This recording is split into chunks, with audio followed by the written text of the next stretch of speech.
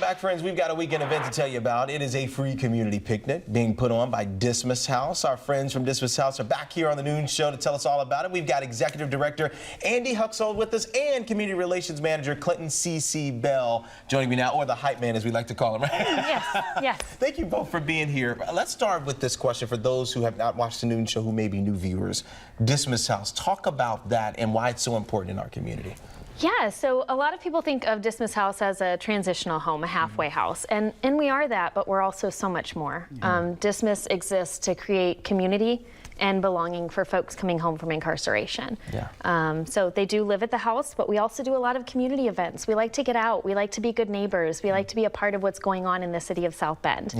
So that's a lot of what this weekend is about. Talk a little bit about you. You've been here for 11 months. How long have you been with Dismas House? I believe 18 months now. Talk about that for you and why this is so important and why you're a part of this organization. Moving from being in a situation throughout my life where, you know, that sense of belonging and acceptance and community wasn't really instilled in me. But then when I moved into Dismas House, I ended up moving into like a ready-made family, honestly. Wow. And then post-incarceration, I've been in and out of incarceration throughout my whole entire life, but post-incarceration, this time around, that support that I gained from Dismas House, it was life-changing. It was the stability in the community that showed me that I can be part of something much bigger and that I didn't have to go back to my old default programming. Andy, we all have to connect, right? We all have to connect in some way, and that's something you guys press on, is that those connections are vital and critical for people who are trying to re-assimilate into society, right? Yes. That's really huge. I want to talk about this event. This event is happening this weekend. People can be a part of this, volunteers, anybody who want to come out and just see what you guys do. Talk about the event this weekend. Yeah, so we're having...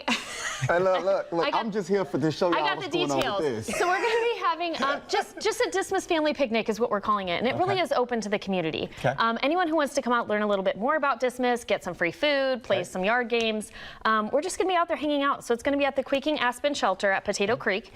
Folks should be prepared to pay just the $7 to get into the park, and we take care of the rest. Got it. Okay, perfect. Yep. So and for those where cost is a barrier, we actually will have reimbursement available as well. We don't want folks to not be able to come for the $7. Just borrow from a friend and I'll get it to you once you get there. But yeah, so we're going to have, we'll provide all kinds of meats and foods. Our board members have been lovely. They're going to bring lots of side dishes. And then Cece ran out and picked up some yard games. Look, I'm going to say this. I'm not sparing any man, woman, or child on the cornhole. It is happening. It is happening. I love that. Are you good at it? Yes, I am good.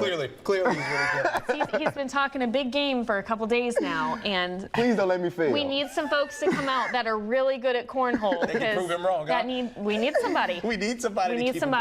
This is great to see, and you talk about it all the time, and I want to wrap up with this. Again, Dismas House, people think of it as a halfway home. You said that, but it's really a transformation, not just of the person, but the people around that person too. Do I have that correct? Yes. Absolutely. Yes, that's a huge part of it, is again, that proximity. I'm a huge Brian Stevenson fan. He's a personal hero of mine, and we talk a lot about the importance of that proximity in reducing stigma, and just recognizing that you know, erasing those lines between givers and takers. Our residents do need support, but they also are such givers in our community, and I think to fully understand that, you have to spend time with us. So that's a really big thing, is just coming out and spending time together. Do you agree with it? I know it's powerful for you too. Proximity matters, and she's instilled that in us from Brian Stevenson.